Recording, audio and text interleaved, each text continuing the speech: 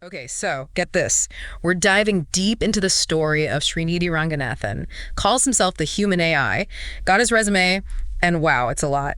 Claims of a 365 IQ, wants to clone his mind, says he's mastered, like every AI tool out there. Yeah, you definitely want to approach these kinds of claims with a healthy dose of skepticism. I mean, 365 IQ, never heard of it.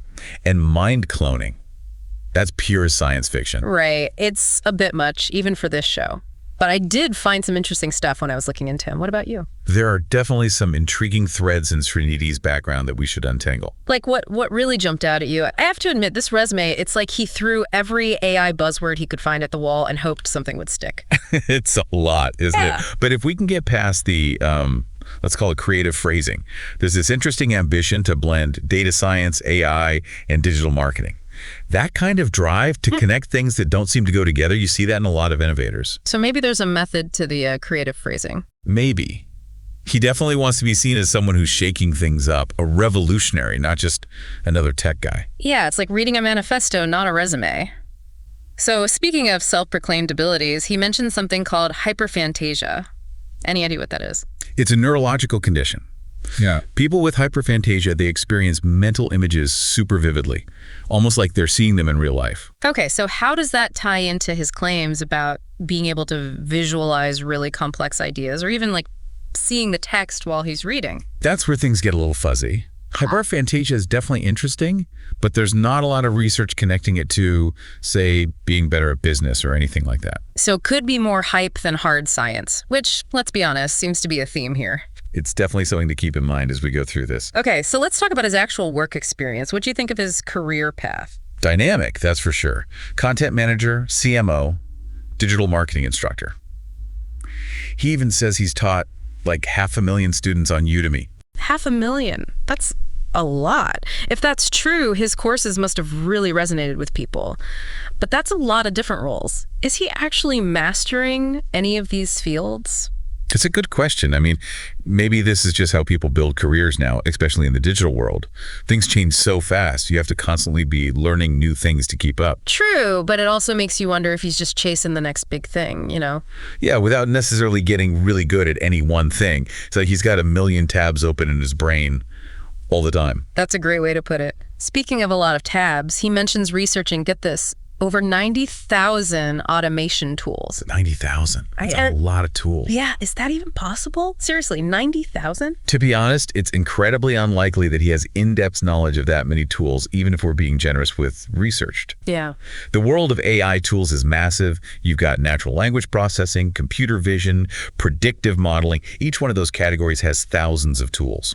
Even getting good at one category takes a long time. So you're thinking maybe a bit of resume embellishment. It's not unusual, especially in fields like tech, where you have to constantly prove you're on the cutting edge.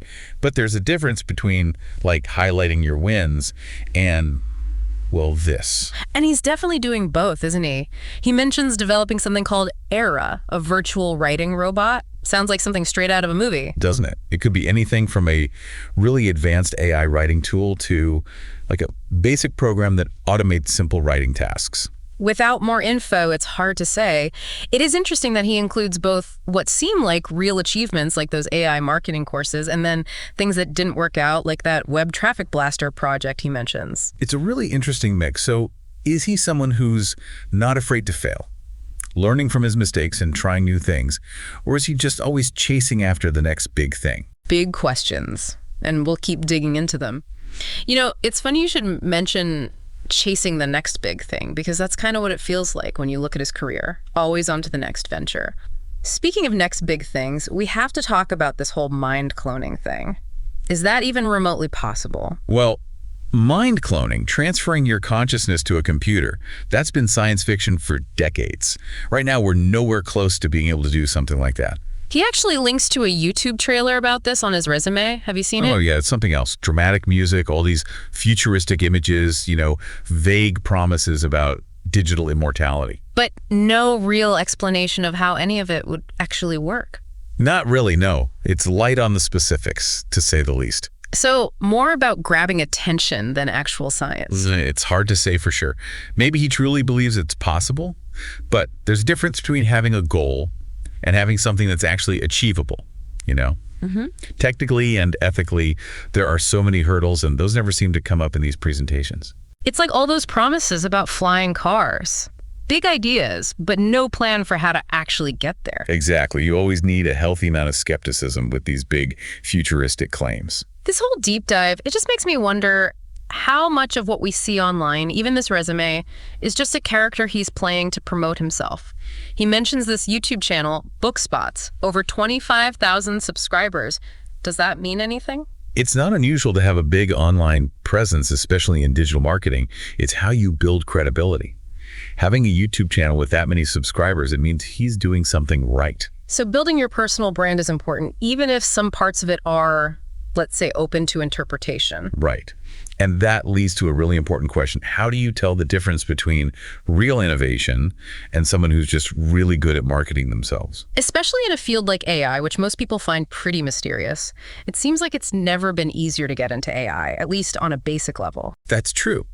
But there's a big difference between someone who knows how to use an AI image generator and someone who actually understands how it works. Exactly. So how do we, as people who are trying to learn about this stuff, maybe even hire people in AI, how do we make sure we're not getting fooled? A little skepticism never hurts. If someone claims to be a master of like a million different things, that's a red flag. Look for proof.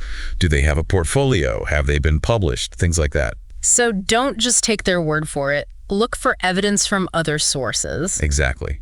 And don't be afraid to ask questions. A real expert can explain things in a way that makes sense without all the jargon. That's such good advice. I have to admit, I'm still not sure what to make of Srinidhi. There's this drive, this entrepreneurial spirit. It's kind of inspiring, but then there's all this exaggeration. He's a paradox. You see both sides. It makes you think, what should matter more, ambition or someone's actual accomplishments? It's the age-old question. It's great to have big goals, but you have to be realistic too. As we learn more about his work, that's the question we need to answer. Is there anything beyond the hype? That's the heart of it, right? Are his ideas actually new? Or is he just really good at dressing things up? And what about Era, this virtual writing robot? Is it the game changer he says it is? To really figure that out, we need to look beyond what he's put out there, you know? Maybe we need to talk to him or someone who's worked with him, see if the reality matches the hype. This resume has been quite the mystery. But seriously, this whole thing, it makes you think about how we judge people in tech, especially when they're this extra. Well, absolutely. It's so easy to get caught up in the excitement, especially with something like AI. It feels so futuristic. But like we've been saying, you have to look past the surface. Cut through the noise. Exactly. Think critically. Don't just take their word for it. Ask for proof. That healthy skepticism, it's important. You have to be careful about who you trust, especially online. It's like, what does it even mean to be an expert these days, especially in a field that changes so fast? That's the question, isn't it? It is. So to everyone listening, next time you see a resume that's too good to be true or someone promising you the moon online, remember Srinidhi. Dig a little deeper. Ask the hard questions. You might be surprised by what you find. And that's our show for today. Thanks for joining us on this deep dive.